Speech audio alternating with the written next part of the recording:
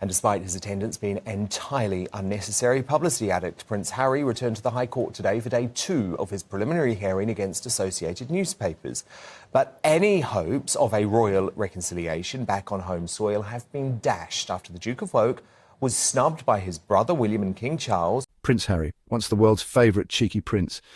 Now, he's being called something far more explosive, a clear and present danger to the monarchy itself. That's not just my opinion. That bombshell comes straight from Tom Bower, one of the UK's most fearless royal biographers. Who told his treacherous son he was too busy to see him.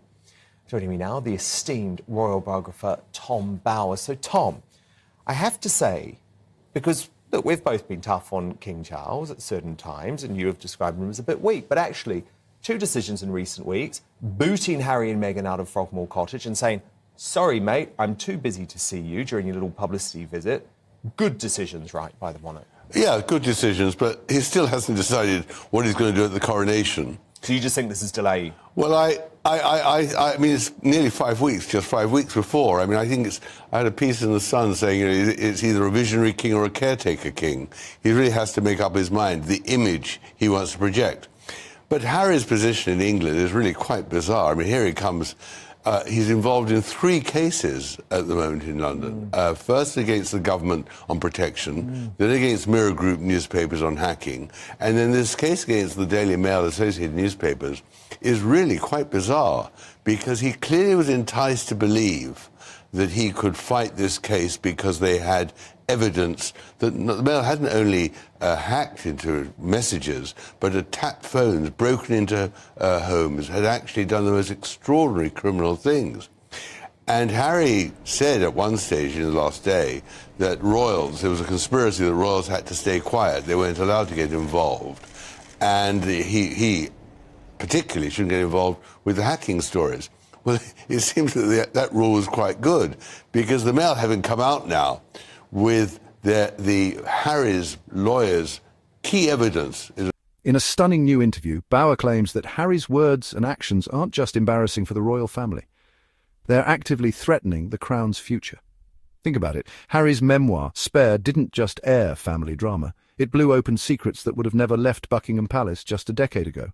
Add in the Netflix series, the headline-grabbing interviews, and you've got a prince who, according to Bower, is not just rebelling, he's weaponising his royal past. Called Gavin Burrows, a private investigator who allegedly admitted doing all these terrible things against Harry, Elton John, Liz Hurley, the lot of them. Well, the Mail now produced a statement by Burrows saying he did nothing, he's innocent, he's done that. So it seems that Harry has got himself involved in a bean feast, a rotten one. The very thing that royal family should not get involved in. And this was always the risk, wasn't it? It was always the risk when he was surrounded by trigger-happy lawyers and craven celebrities who are putting lots of ideas into his mind, and he thinks he's going to change the world. And in fact, he'll probably end up in all of these cases looking incredibly stupid, certainly in the case against the government as well. Well, against the government too. I mean, because what he's back now, so clearly he's not too worried. Well, there is another case against the Mail, actually, where he claims that they misled the world about his case against the government on protection. What he's really saying is, how dare the Mail accuse him of spin? Well, he doesn't believe in a free press, does he? He believes the press should be obedient to him. And so what he's doing is, 4 cases, what he's doing is he's getting himself more and more in depth, in the deep, and mud. But it sounds like you actually believe that the result of all of this could actually be Harry ending up in real trouble by taking on all of these legal... Well, I think what it all shows is that King Charles needs to stand well away from his son, who is being so controversial and becoming so litigant-happy that he is dangerous. I think clearly against Mirror Group newspapers, they've admitted many times having hacked, so there's that against the government, against the Mail on the protection thing, I'm told his case is weak. But this latest case, for which he's come to Britain for, that is really messy. And the one thing a member of the royal family shouldn't do. But there he is in Montecito, gunning up. He says, I'm going to get them. And there's one lawyer who we can name called David Sherborne, who's a really gung-ho hater. We've seen accusations of racism, tales of palace fights, even therapy sessions laid bare for the world. It's a level of transparency, or maybe betrayal, that monarchy has never faced before. But here's the twist. Of the media, who worked for the Leveson inquiry. Total loser, this guy. And absolutely determined to destroy the free press. And he always fails. Yeah, he always fails. He was Johnny Depp's lawyer, wasn't he? He always fails, Sherborne.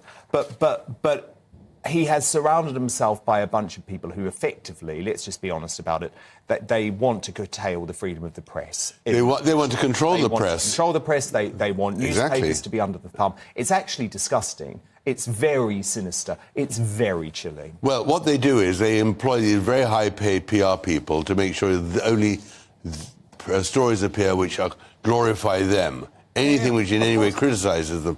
Of course. Classy magazine shoots. But there's something very psychologically worrying about this, Tom, when you look at it, because having been caught up completely against my will in some cases like this myself in the past, I can tell you it is a deeply miserable, traumatic, upsetting experience, right? It's horrible. No one wants your life dominated by this. Harry is actually going out of his way, looking for his life to be dominated with these terrible legal cases. To me, that actually paints a picture of a man who's deeply unhappy, deeply unwell. Just go and live your life. If you're so happy over in California with your wife and kids, why on earth do you want to get tangled up in all of this nonsense? Well, he thinks he's on a mission, doesn't he? He was in this Aspen committee of cleaning up the media, cleaning up the internet. He really does think he is the sort of the harbinger of this. He's just revealed more details in his autobiography than any tabloid reporter has ever revealed, including about the private parts of his brother and the private conversations with his father at Prince Philip's funeral. I mean, the guy's deluded because he has invaded not just his own privacy, but the privacy of his family members, which they never asked for. And his friends. Yes. And when they've complained, he has just shut them off. And that's what's so extraordinary. But, you know, he isn't intelligent enough to realise the contradictions and the hypocrisy. But he's going to get burnt. That's what's so interesting. He's on a mission now, and people on missions invariably get embarrassed and burnt. And these cases, really, one day they're going to come and kick him in the face. Distinct biographer Tom Bauer. On that note, thank you, Tom. We'll speak in a couple of weeks. Bauer doesn't think Harry and Meghan are splitting up anytime soon. In fact, he says they're closer than ever, both relying on each other and maybe planning more projects that could rock the royals even harder. Especially if Meghan pens her own tell-all memoir. For Harry, there's no going back. Bauer believes his feud with Prince William is beyond repair and the royal family is quietly moving on without him. But with 2 continents watching and millions hanging on every new revelation, Harry's every move could change the monarchy for good or for bad. So, is Prince Harry just telling his truth? Or is he trying to tear the whole house down? Let me know what you think in the comments below. Smash that like button if you care about the royal family, and don't forget to subscribe because this royal saga is just getting started.